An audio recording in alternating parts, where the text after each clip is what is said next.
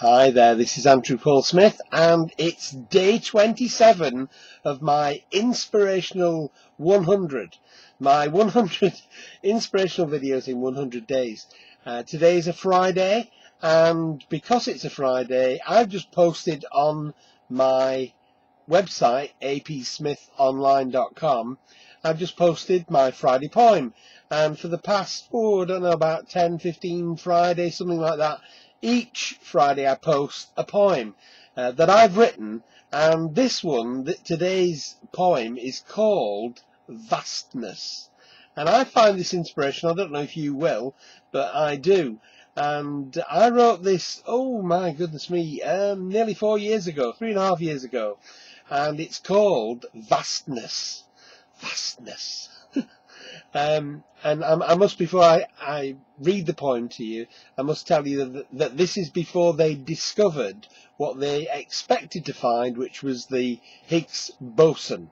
Peter Higgs said that there would be a boson in the elemental particles, and there was, when all the thing going off at CERN and all the crashing millibits of I don't know. I'm not that scientifically able to speak.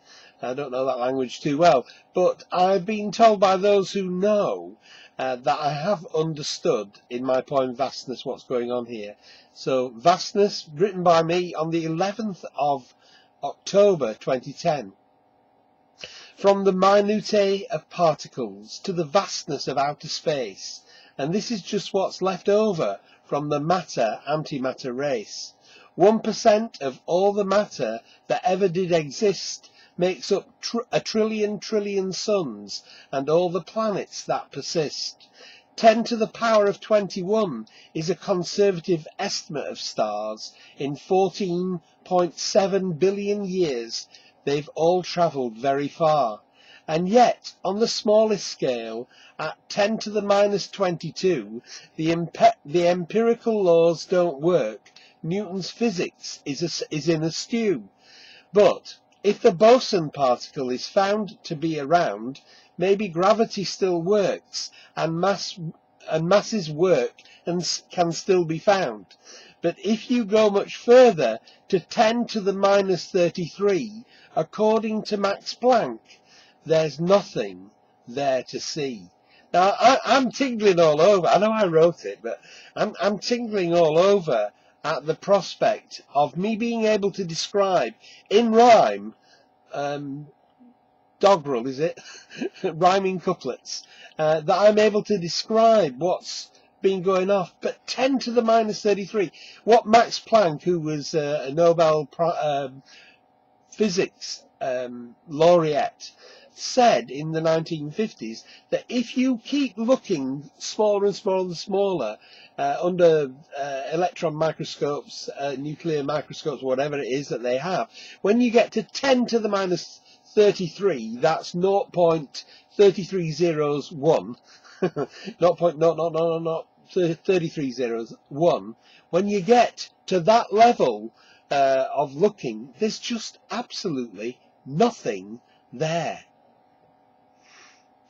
And when you consider that, what that means is that matter doesn't exist.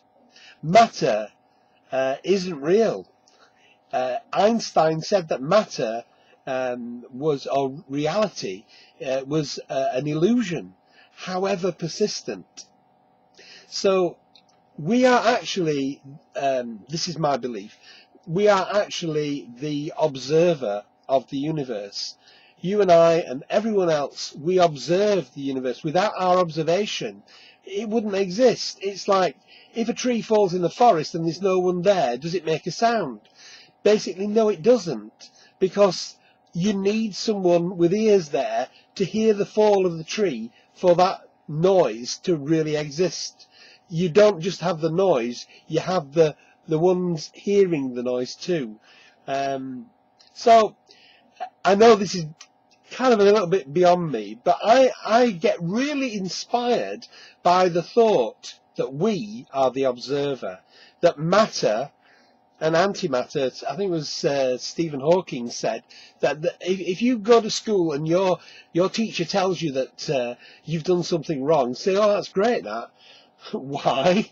Why is it great? Because when, according to Stephen Hawking, when the Big Bang went like that, yeah, there was antimatter and there was matter, and there was more matter than antimatter, because when the matter and the antimatter collide, it evaporates into nothing. So the very fact that we've got a universe of material at all means that there must be more matter than antimatter, and he says that's only 1% of everything that came out of the Big Bang that still exists.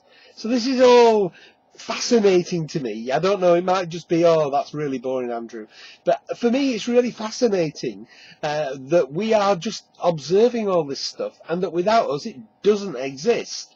We make it all happen, and that has a much more important effect on our lives. And this is it, that it is our observation that changes things. Now, of course, we're all observing, and we're all the observer collectively, and that's the oneness that I often talk about. But in your life, you are the only one that has, for me, I'm the only one that has an Andrew Paul Smith perspective on life. And because I'm the only one who sees it the exact way I see it, I'm the one who is affecting my reality. I can create the reality that I want in my life. Okay, I know there's other people with different forces on my life, but really, deep down, at the end of the day, anything that exists in my life, it has to have my permission to exist. I am the one who is the author of my life. I was talking yesterday about being the hero of your own story. You're also not only the hero, but you're the author. All right, I'm gonna shut up now.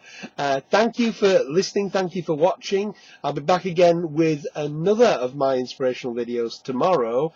Hope this hasn't been too out there for you. Space, the final frontier. But if you want to see more of my inspirational writings, you can go to apsmithonline.com. If you'd like to write to me, and if you'd like to join my team, where we're going to be philanthropists, and we're going to be a blessing to the people in our lives and beyond, then info@andrewpaulsmithonline.com. So namaste, God bless you, love and light to you, and bye for now. Speak to you tomorrow.